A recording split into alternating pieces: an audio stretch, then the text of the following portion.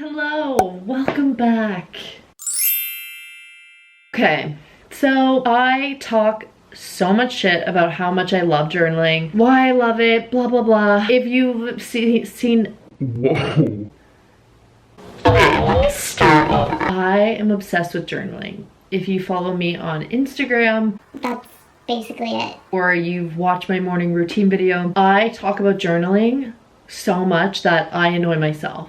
Okay, so I understand. One thing that I don't really do is tell you exactly what I do or how to do it. Especially if you're new to journaling, I know it can be so intimidating and so cringy. We're gonna take it slow, and it's not gonna be this video that bombards you with information, but I just wanna teach you guys how I began journaling, because I know it can be a lot for some people, but the benefits are so great. It releases all this negative energy from your body and really just makes you feel lighter. I don't know how to explain it. When was the last time you actually sat down and tried to figure out you're feeling the way that you're feeling? We usually just try and ignore it and bottle it up and think because we're not thinking about it anymore that it's gone away, but it's not. It's still in your body. And sometimes if you don't confront things, it can take on a physical manifestation. Like, you can get sick. A lot of the times people turn to drinking, smoking, overeating, stuff like that. So I think this is a really good way to naturally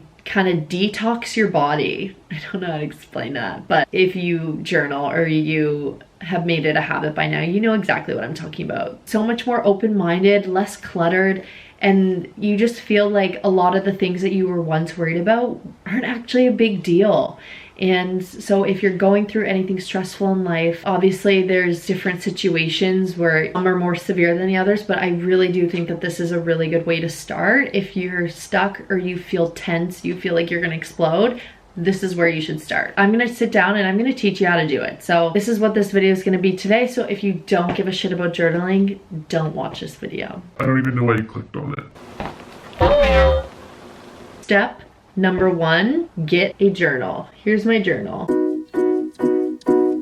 I got it from this cute little stationery store in Korea. I got this journal for $2. I like the ones that are ringed along the side because being able to write two-sided, I hate when I can't write on the other side. So that's number 1. Just go spend whatever you want on this journal. I used to literally write in a Hilroy notebook that I stole from my work. Just a line notebook. Like, it doesn't have to be pretty, it doesn't have to be, you can literally use a piece of loose leaf for all I care. Okay, step number 2. Pen. Not just any pen, a good pen. There's nothing worse than writing with a shitty pen that keeps running out, and you know when you're sitting there and doing that looks bad. But this one, it's a Bic pen. I use it all the time. I got a big pack of them I got like 10 for $1. Oh, it sounds so lame right now. But anyway. We got your notebook, we have your pen, and now it's time to actually start journaling. Put the date on it. That's the easiest part. And I'm not using a desk because the lighting over here is way too good to not use, and my desk is facing the other way, so it's really dark. So, if you're wondering. I don't know if it's right. Anyway, we're just gonna pretend it is. You should always start off by writing what you're grateful for.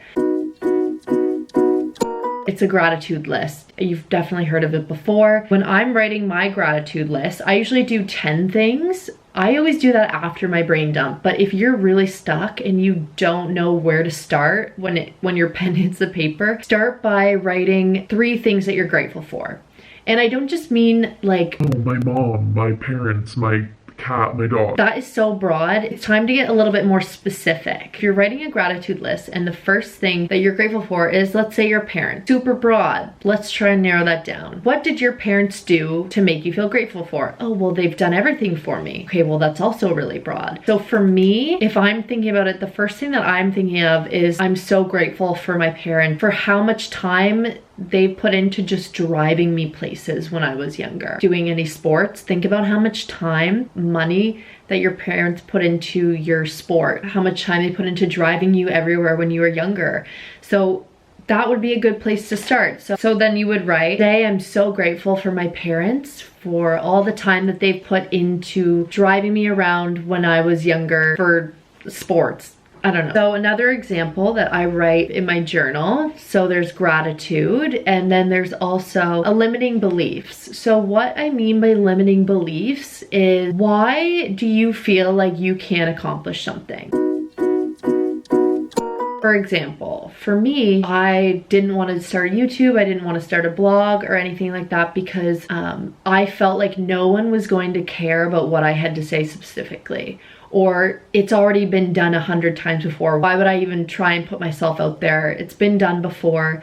People don't really care what I have to say. So that right there is a limiting belief. So literally write down the sentence, people don't care what I have to say. And then underneath, instead of writing it in such a negative way, write, people are interested in what I have to say. People want to know what I'm thinking. People care about my opinion.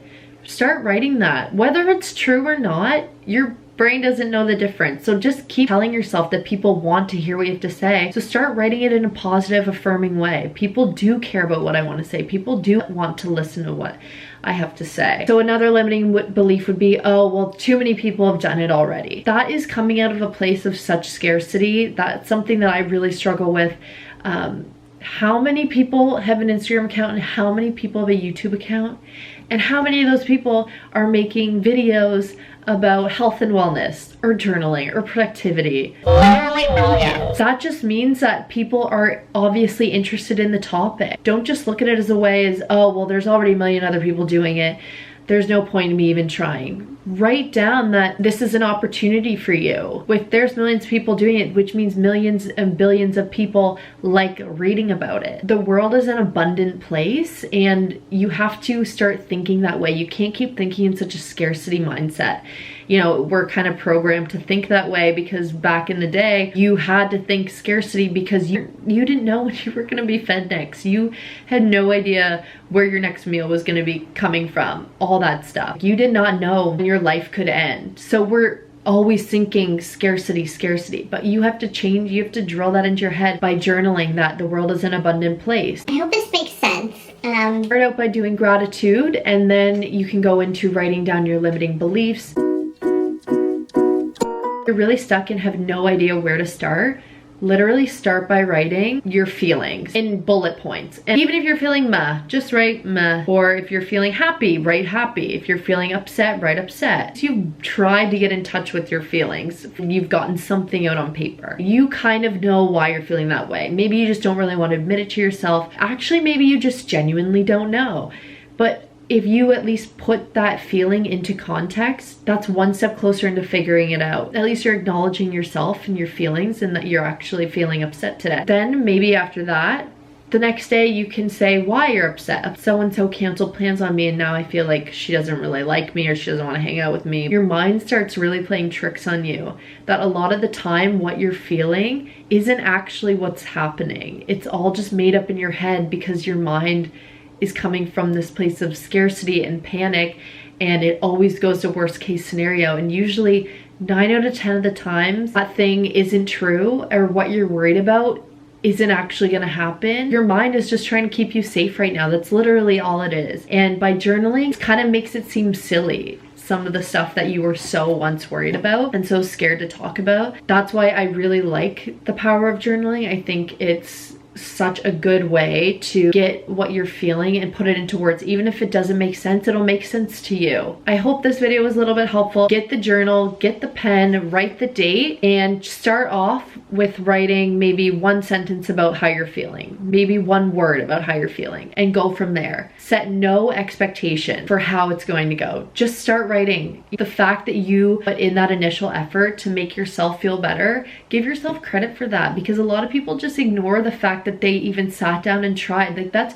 the hardest part, is sitting yourself down and actually attempting it for the first time. And once you start attempting it maybe once a week, maybe you'll build up the confidence to do twice a week, and then maybe every day. Like I said, don't put too much pressure on it. Be gentle with yourself and your own thoughts. You have to start somewhere and you have to start from square one. I hope this kind of helps a little bit. I don't know if I just ranted a lot, but thank you so much for listening until the end if you did, and let me know how your journaling goes, and if you have any other specific questions, let me know.